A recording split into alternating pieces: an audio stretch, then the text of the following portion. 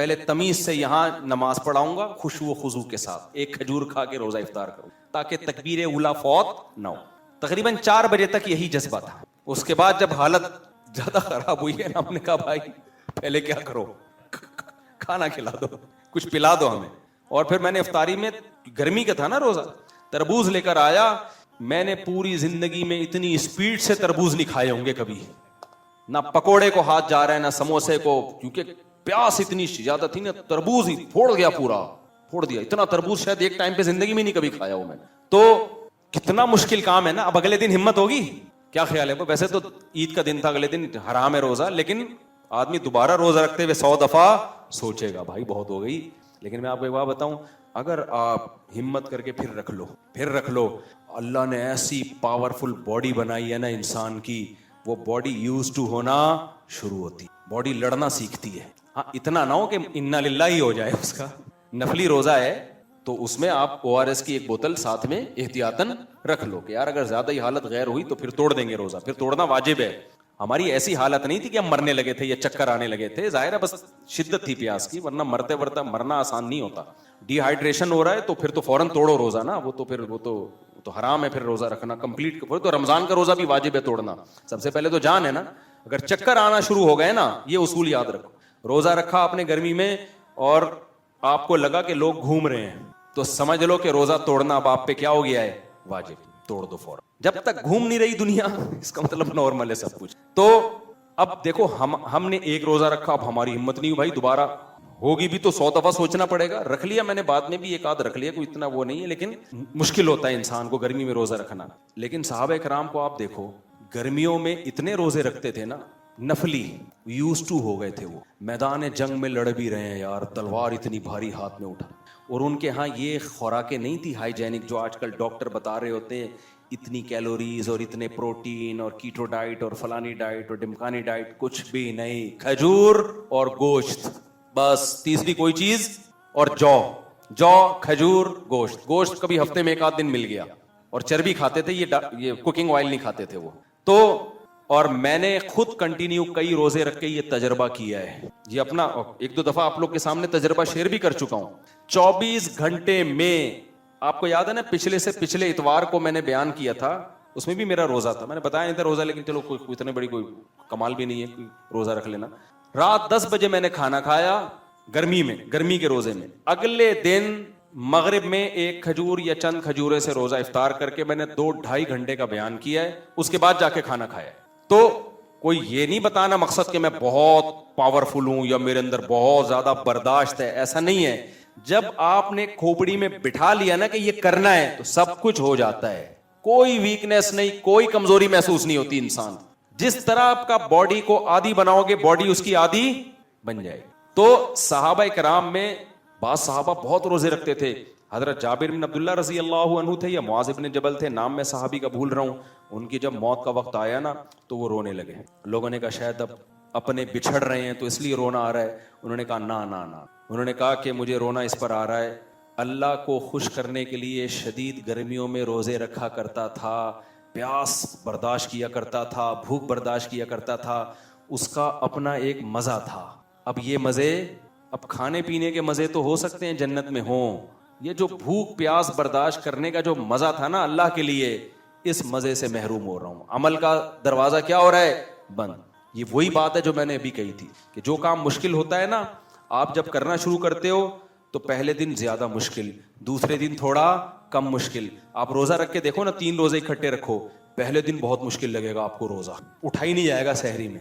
جتنی مرضی نیت کرو, صبح آدمی کہے گا یار میں پاگل ہوں کہ اچھا بھلا چل رہی ہے ہنسی خوشی زندگی, بلا وجہ میں روزہ رکھ لو. یہ شیطان آپ کو یہ کہے گا. لہذا 6 مہینے سوچنے میں گزر جائیں گے آپ کے, ٹھیک ہے نا, ہمت نہیں ہوگی. لیکن ایک دن رکھ لیا آپ نے, ہو سکتا ہے دن میں 6-7 دفعہ خیال آئے کہ کل نہیں رکھنا بھائی, لیکن جب آپ افطار کرو گے نا تو آپ کہو گے یار تھوڑی ٹینشن اٹھا کے کل بھی رکھ لیتا ہوں. ٹینشن ہوگی اس میں بھی, پہلے دن کی نسبت کم ہوگی, تیسرے دن اور کم ہوگی. تو جب عادت ڈال لیتا ہے انسان تو پہلے اسٹیپ میں ٹینشن ختم ہوتی ہے. مزید کنٹینیو کرتا رہے تو وہ ٹینشن کے بجائے مرغوب اور لذیذ بن جاتی ہے. تبھی حضرت جابر بن عبداللہ کو کیا ہو رہا ہے, غم ہو رہا ہے کہ بھائی یہ تو نعمت مجھ سے چھوٹ گئی. میں پشاور میں تھا نا, ایک بزرگ کی بات تھی, بڑا ایک پٹھان تھا, بڑا مجاہد تھا, رشیا کے دور میں بہت جہاد کیا اس نے, بڑے بوڑھے ہو گئے تھے وہ, 99-90 سال ان کی عمر.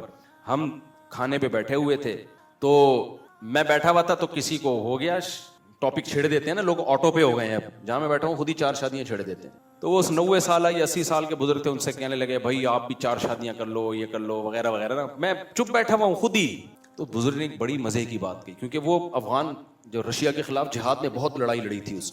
کہتا ہے مزہ صرف 2 چیزوں میں اللہ نے رکھا ہے, مزہ صرف 2 چیزوں. یہ میں بتا رہا ہوں جب انسان کی فطرت ٹھیک ہو جائے تو کیا سوچ ہوتی ہے. کہتا ہے خدا کی راہ میں لڑنے میں, جب پتا ہو کہ کوئی بھروسہ نہیں ہے کب مر سکتے ہیں, اس وقت یہ جذبہ نا انسان کو کہ یار میرا اللہ مجھے اس کنڈیشن میں دیکھ رہا ہے. اگر اللہ سے محبت ہوگی تو پھر یہ باتیں سمجھ میں آئیں گی, محبت نہیں ہوگی پھر نہیں آئیں گی سمجھ میں. جس سے انسان کو محبت ہوتی ہے نا میرے بھائی, دیکھو آپ کو کسی سے عشق ہو گیا اور آپ کو معشوقہ کا پتا ہے کہ وہ یہ دیکھنا چاہتی ہے کہ یہ میرے لیے کتنی ٹینشن اٹھاتا ہے, یہ میرے لیے کتنی ٹینشن, کیا یہ قربانی دے کے مجھے حاصل کرنا چاہتا ہے. اس کی آپ کو جذب, آج کل تو معشوقہ کا جو ہوتا ہے نا جس سے, تو آپ کو پتا ہوتا ہے میری جیب میں پیسے ہوں گے تو یہ عشق پہ آگے پازیٹیو رپلائی آئے گا, پیسے نہیں ہے تو کسی قسم کے کسی رپلائی کی آپ امیدیں مت رکھیں. لیکن ونس اپون اے ٹائم وہ یہ دیکھتی تھی معشوقہ کہ اس کو مجھ سے عشق کتنا ہے, میرے لیے قربانی کتنی دینے کے لیے تیار ہے, کیا میرے لیے پٹنے کے لیے تیار ہے یا نہیں ہے, کیا خیال ہے بھائی. اب آپ اس کی گلی میں گئے, اس کے بھائیوں نے پبلک نے پکڑ کے آپ کو کوٹنا شروع کر دیا, آپ کو ایک ایک چانٹے پہ طبیعت سے تکلیف ہوگی, کیونکہ آپ کو پتا ہے یہ میں پٹ تو رہا ہوں, جس کے لیے پٹ رہا ہوں اس کو پتا نہیں ہے. تو ایک ایک چانٹا مس کال لگے گا آپ کو کہ ساری قربانی کیا ہو رہی ہے بھائی, یہ ضائع جا رہی ہے. بعد میں اس کو فون کر کے سمجھانا پڑے گا تمہارے بھائی نے اتنے تھپڑ مارے پھر بھی میں گلی چھوڑ کے نہیں گیا, پھر بھی میں گھنٹی پہ ہاتھ رکھ کے کھڑا رہا. لیکن ظاہر ہے بتانے میں وہ تو نہیں پتا چلے گا نا اس کو, وہ جذبات تھوڑی بنیں گے. ارے کوئی آپ کو آ کے بتاتا ہے ایکسیڈنٹ ہوا اور بندہ یوں ہاتھ پاؤں ٹوٹ گئے, آپ کے وہ جذبات نہیں بنیں گے. وہی منظر اپنی آنکھوں سے دیکھو گے عجیب جذبات بن جائیں گے. تو آپ کو ایک ایک چانٹا مشکل لگے گا, یار جس کے لیے پٹ رہے ہیں وہ تو دیکھ رہا نہیں, لہذا یہ پٹائی برائے پٹائی ہی ہے, اس کے کوئی بینیفٹس نہیں. لیکن کوئی آپ کے کان میں آ کے بتا دے تیری محبوبہ کھڑکی سے جھانک رہی ہے اور وہ دیکھ رہی ہے, تو خدا کی قسم آپ کا دل چاہے گا طبیعت سے پٹوں, کیا ہو جائے, بس ہاتھ پاؤں نہ ٹوٹیں, کیونکہ لنگڑوں کو کے لیے ہاتھ ہی پاؤں ٹوٹ گئے پھر مسئلہ ہو جائے گا نا. پھر آپ چاہو گے یار مار کھا لو, کیونکہ جتنی مار پٹے گی محبوبہ کے دل میں محبت کے جذبات اتنے زیادہ بھڑکیں گے. تو یہ دنیا مردار کی محبت کا جب یہ حال ہے, تو جو اللہ شکور ہے, جو قدردان ہے, جو تھوڑے پہ بہت زیادہ دیتا ہے, اس کے لیے جب بھوک پیاس برداشت ہوگی یا اس کی راہ میں لڑا جائے گا اور پتا ہے کہ بھائی ٹانگ بھی ٹوٹ سکتی ہے, گرفتار بھی ہو سکتا ہوں, نابینا بھی ہو سکتا ہوں, جسم کے ٹکڑے بھی ہو سکتے ہیں, اللہ کہے گا پھر بھی میری راہ میں ڈٹا ہوا ہے. خدا کی قسم اللہ ایسا قدردان ہے. تبھی حدیث میں آتا ہے من قاتل فواق ناقۃ وجبت لہ الجنہ. جو عرب میں کیا ہوتا تھا, اونٹنی کا دودھ جب نکالتے تھے نا تو چند سیکنڈ کے لیے اس کو چھوڑتے تھے تاکہ دوبارہ تھنوں میں دودھ آئے, پھر دوبارہ نکالتے تھے. آپ صلی اللہ علیہ وسلم نے فرمایا جو اتنے سے ٹائم کے لیے اللہ کی راہ میں جس نے جہاد کیا, اللہ نے جنت اس کے لیے واجب کر دی, کیونکہ اتنے سے ٹائم میں ہاتھ ٹوٹنے کا خطرہ بھی تھا, سر پھٹنے کا خطرہ بھی تھا, نابینا ہونے کا خطرہ بھی تھا, گرفتار ہونے کا خطرہ بھی تھا, شہید ہونے کا خطرہ بھی تھا. چند سیکنڈ کے لیے اس نے میری خاطر یہ خطرہ مول لیا. تو بھائی یہ اللہ پھر اس قربانی کی تھوڑی قدر نہیں کرتا بلکہ بہت زیادہ قدر کرتا ہے. تبھی نبی صلی اللہ علیہ وسلم نے فرمایا, حضرت ابو ہریرہ کی حدیث, الا انبئکم بلیلۃ افضل من لیلۃ القدر, کیا میں تمہیں وہ رات نہ بتاؤں افضل من لیلۃ القدر, جو لیلۃ القدر سے بھی افضل. پوچھا گیا ضرور بتائیے. حضرت ابو ہریرہ نے فرمایا نبی سے میں نے سنا ہے, حارس حرس فی سبیل اللہ لعلہ الا یرجع الی اہلی, جو اللہ کے راستے میں فرنٹ لائن پہ پہرا دے رہا ہے, جہاد میں فرنٹ لائن پہ پہرا دے رہا ہے رات کو, اور اسے یہ خطرہ ہے کہ پتہ نہیں اس رات کے بعد میں گھر واپس جا سکوں گا یا نہیں جا سکوں گا. اس رات بغیر عبادت کا پہرا وہ لیلۃ القدر کی عبادت سے بہتر ہے. یعنی ایک آدمی لیلۃ القدر کی رات کو مسجد میں عبادت کر رہا ہے, دوسرا فرنٹ لائن پہ صرف کیا دے رہا ہے, حفاظت کر رہا ہے, بارڈر کی جہاد کر رہا ہے, مسلمانوں کی حفاظت میں لگا ہوا ہے. تو آپ صلی اللہ علیہ وسلم نے فرمایا کہ اس کی ایک رات جو بغیر عبادت کی, حدیث کا یہی مفہوم ہے. وجہ کیا ہے بھائی, جو عبادت کر رہا ہے نا وہ اپنی جان ہتھیلی پہ. اس کو پتا ہے میں صبح گھر میں جاؤں گا تو دودھ جلیبی سحری میں پکی ہوئی ہوگی, بیوی بچے گھر میں موجود ہیں, اور یہ کیا ہے, اس کا تو کوئی پتہ نہیں, میری لاش جائے گی یا میں جاؤں گا. تو اللہ اس کو تھوڑی, اس کی نیکی کی ناقدری تھوڑی کرے گا, اللہ تو بہت قدردان ہے. تبھی حدیث میں آتا ہے شہداء کے لیے اللہ نے الگ جنتیں رکھی ہیں, الگ جنتیں. تو چند سیکنڈ لڑتا ہے نا, چند سیکنڈ, تبھی نبی نے کیا فرمایا, شہید کے خون کا قطرہ زمین پہ بعد میں گرتا ہے, اللہ اس کے گناہوں کو پہلے معاف کرتا ہے. تو سب سے پسندیدہ کیا ہے بھائی, اس نے اپنی جان ہتھیلی پر رکھی نا. کون آج کل قربانی دیتا ہے یار, سب باتیں کرنے پر گورنمنٹ, وہی میں بات کرتا ہوں, باتیں کرنے پر گورنمنٹ کی طرف سے کوئی پابندی, باتیں سب کر رہے ہیں, پھینک رہے ہیں لمبی لمبی. قربانی جو دینے کا جذبہ بہت کم لوگوں میں ہوتا ہے, تو جو لڑے گا نا اللہ کی راہ میں تو وہ ہلکا نہیں ہے, پھر وہ تو بہت بڑا مقام ہے اس کا اللہ کی نظر میں. تو اس بوڑھے نے کیا کہا, حالانکہ بڑی ٹینشن کا کام ہے یہ لڑنا, آسان کام, لوگ یہاں بیٹھ کے جہاد کی باتیں تو کرتے ہیں, لیکن جب جہاد کا میدان گرم ہوتا ہے نا, تو جو حالات ہوتے ہیں وہ کبھی چھاؤں میں آئیں تو ہم آپ کو چھاؤں میں آئیں. اس کے لیے کیا ضروری ہے, چھاؤں میں آنا. تو اس بوڑھے نے کہا کہ مزہ صرف دو چیزوں میں ہے. نمبر ایک, خدا کی راہ میں یہاں نہ کہیں بم لا کے رکھنا شروع کرتے ہیں بھائی. کوئی بعض دفعہ جہاد کا لفظ غلط استعمال بھی ہو رہا ہوتا ہے, یہ بہت مارکیٹ میں چل رہا ہوتا ہے. اب جیسے ہی کہیں ڈیزاسٹر آتا ہے چندے شروع ہو جاتے ہیں. زلزلہ آیا تھا نا, بہت سے لوگوں نے زلزلے کے نام پہ چندے لینا شروع کر دیے, وہ اپنے پیٹ بھرنا شروع کر دیا انہوں نے. آپ پہلے دیکھو تو صحیح, یہ چندہ تو دیا جائے گا, زلزلہ زدگان کو بھی دیا جائے گا, لیکن یہ بندہ ریلائبل ہے بھی کہ نہیں ہے. تو ایسے ہی جہاد میں بھی یہ دیکھا جائے گا, ایسا نہ کوئی بھی آپ کے جذبات کو استعمال کر کے غلط استعمال کروا لے. تو اس بوڑھے نے کیا کہا, یہ میں اپنے بیان میں کئی دفعہ بتا چکا ہوں, لیکن اس بوڑھے نے جس جذبے سے کہا نا یہ, اس کی لذت اب تک میں اپنے کانوں میں محسوس کرتا ہوں. بڑا مزہ آتا ہے. بعض بیان مختصر ہوتے ہیں لیکن ایسے مؤثر ہوتے ہیں, ایسے درد سے نکلے ہوئے ہوتے ہیں کہ ہمیشہ یاد رہ جاتے ہیں. تو ایک اس نے یہ کہا کہ اللہ کی راہ میں جب انسان لڑ رہا ہوتا ہے نا, اور خطرہ ہوتا ہے کہ کچھ بھی ہو سکتا ہے, وہ لذت کہیں بھی محسوس بولو نہیں ہو. دوسرا اس نے کہا, جب بھوک اور پیاس لگی ہوئی ہو اور انسان دسترخوان پہ افطاری کے لیے بیٹھا ہو. ڈائٹنگ کرنے والے ڈاکٹروں کے مشورے پہ بہت ملیں گے آپ کو, کیا خیال ہے بھائی, بہت ملیں گے آپ کو. اللہ کے لیے روزہ رکھنے والے مارکیٹ میں کم ہیں, صرف اللہ کی رضا کے لیے صبح سے لے کے رات تک, مغرب تک پیاسا رہا.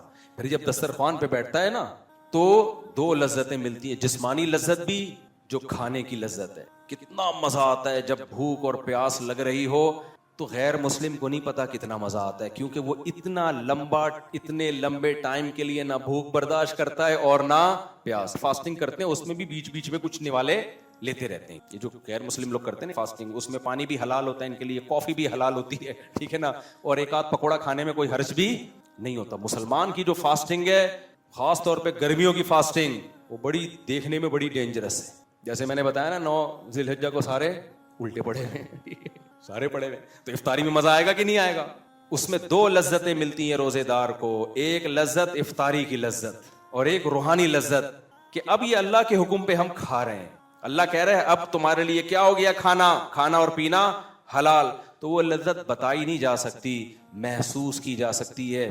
جن کے دلوں میں تھوڑی سی بھی اللہ کی محبت کی رمق ہے نا, اس کو وہ لذت محسوس ہوتی ہے. اگر محبت نہیں ہے تو وہ محسوس, بولو, بچوں کو عشق ہو جاتا ہے نا لڑکی سے, پاگل ہوئے ہوئے ہیں, ابا کہہ رہے ہیں اس کا دماغ خراب ہو گیا ہے. بھائی اس کو عشق ہوا ہے, آپ کو تھوڑی ہوا ہے, اس لیے آپ کو لگ رہا ہے کہ اس کا دماغ خراب ہو گیا ہے. کیا خیال ہے, اگر آپ کو ہوتا تو آپ کے ابا بھی یہی کہتے کہ تیرا دماغ کیا ہو گیا ہے, خراب ہو گیا ہے. تو جس کا ہوا ہوتا ہے اسی کو پتا ہوتا ہے کہ سیٹنگ پہ آیا ہے, خراب ہو گیا ہے. تو جس کو محبت ہوتی ہے اس کو جذبات کا پتا ہوتا ہے, جس کو نہیں ہوتی بھائی اس کو سمجھاتے رہو, اس کی کھوپڑی میں بات نہیں آئے گی. اس لیے صوفیہ کرام اس کی کوشش کرتے ہیں, اللہ کی محبت پیدا کر لو تو بہت ساری لمبی چوڑی تقریروں سے بچ جاؤ گے, آٹومیٹیکلی بہت سی باتیں سمجھ میں آنا شروع ہو جائیں گی. تو جابر بن عبداللہ تو بہت تقوی کے اعلیٰ مقام پہ پہنچے ہوئے تھے نا, کہ ان کو تو رونا اس پر آ رہا تھا, روزہ نہیں رکھنے کا موقع ملے گا ہمیں. تو اس لیے وہ جب اس نے کہا نا کہ دو چیزوں میں مزہ ہے, کہ اللہ کی راہ میں لڑنے کا اور دوسرا روزہ رکھنا. جب افطاری پہ بیٹھتا ہے انسان, سارا دن تو ٹینشن میں گزرتا ہے, جب افطاری پہ بیٹھتا ہے کیسا ایک الگ سے انسان کو سکون ملتا ہے. نبی صلی اللہ علیہ وسلم کیسی پیاری دعا پڑھا کرتے تھے جب افطار کر لیتے.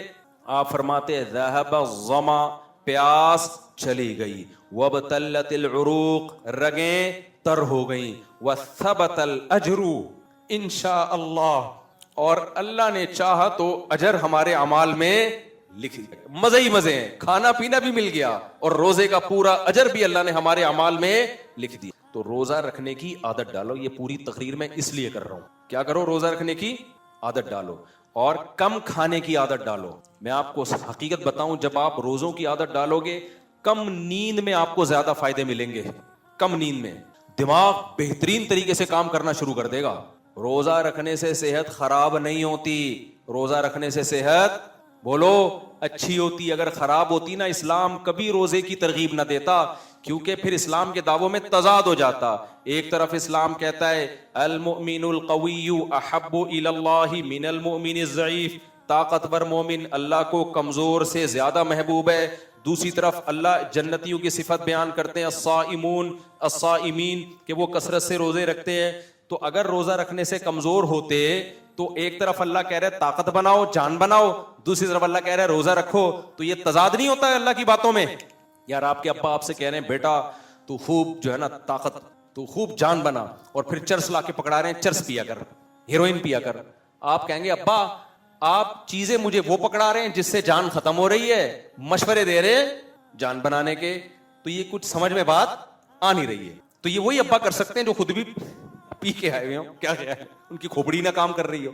अल्लाह रसूल ये बात नहीं कर सकते। तो एक तरफ अल्लाह रसूल ने कहा ताकतवर मोमिन कमजोर से ज्यादा महबूब, दूसरी तरफ जन्नतियों की सिफात में जहां नमाज है, तहज्जुद है, सदकात है, वहां रोजे भी हैं।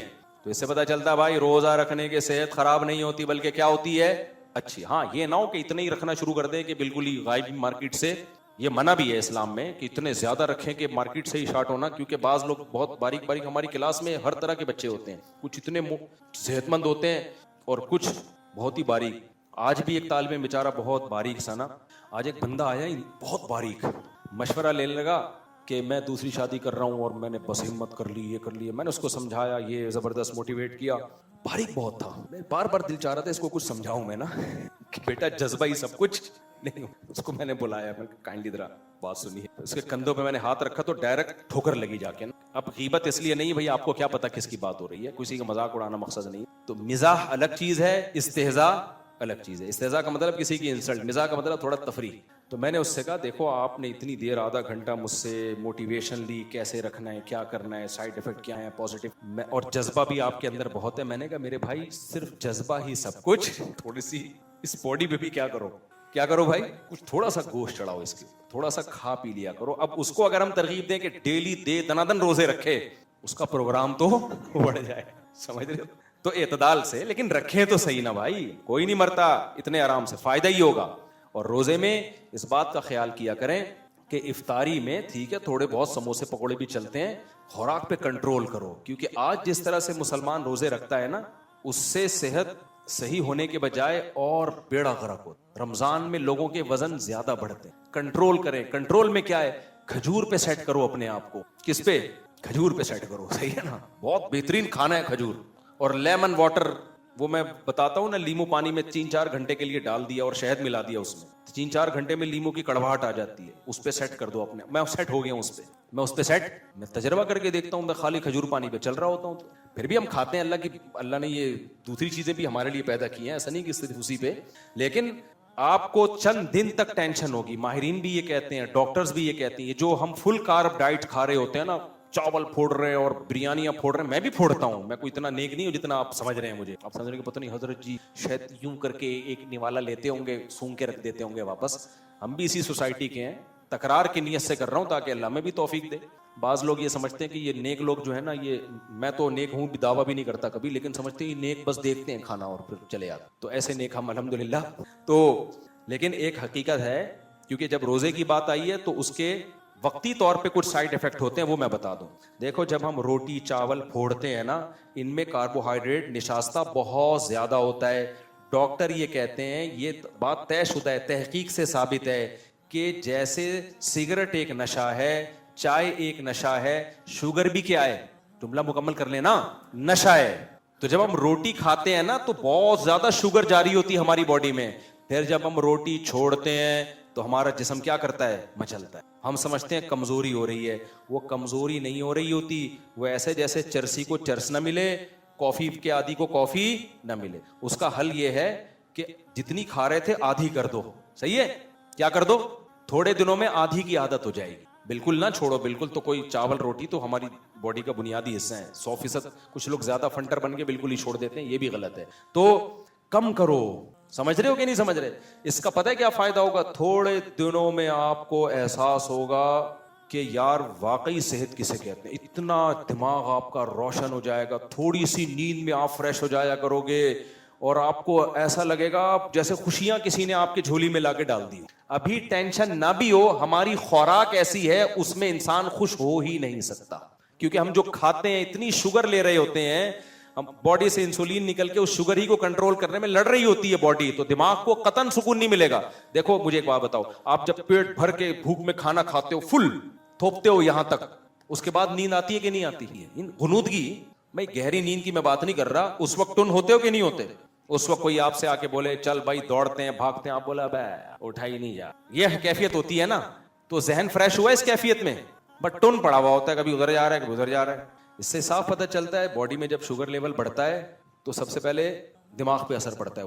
اس کا حل یہی ہے کہ سو جائے آدمی. لیکن کب تک سوتا رہے گا؟ ہم تو ہر وقت ہی کھاتے رہتے ہیں، تو کیا ہر وقت سوتے رہے؟ تو جو ہر وقت کھاتے ہیں وہ سوتو بن جاتے ہیں، وہ جاگ رہے ہوتے ہیں، ان کا دماغ کام نہیں کرتا. دماغ ہمیشہ اس کا کام کرتا ہے جو شوگر کم باڈی میں لے کے جاتا ہے. سمجھتے ہو کہ نہیں سمجھتے؟ تو یہ تحقیق سے ثابت شدہ حقیقت ہے کہ اپنے باڈی سے شوگر کو کیا کرو؟ کم کرو. ختم نہیں، کم کرو.